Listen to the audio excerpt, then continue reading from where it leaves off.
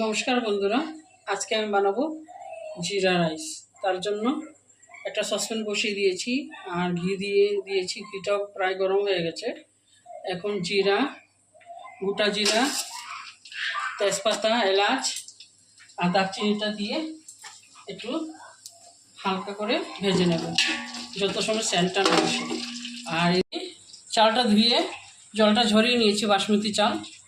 আর এখানে আমার চালটা আছে এই মগের 2.5 মগ, তো জল দেবো এই মগের 5 মগ, ডাবল দিতে হবে।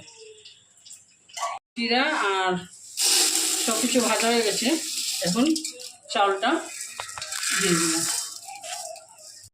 চালটা দিয়ে ভালো মতো মিশিয়ে নেব।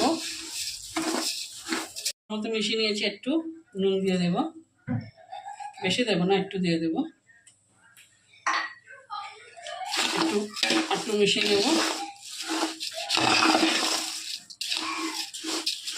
একটু চিনিও দিয়ে দিলাম, দিয়ে আবার ভালো মতো মিশিয়ে নেব।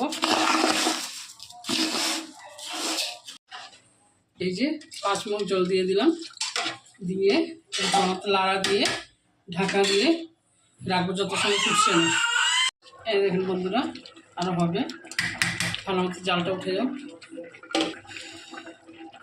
ভালো। এই দেখুন বন্ধুরা, আমার জিরা রাইসটা হয়ে গেছে। একটু গোলাপ জল দিয়ে দিলাম,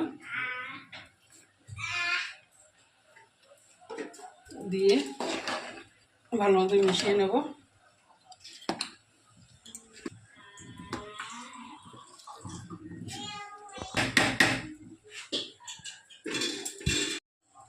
এই দেখুন জিরা রাইসটা হয়ে গেছে, ঝরঝরা হয়েছে।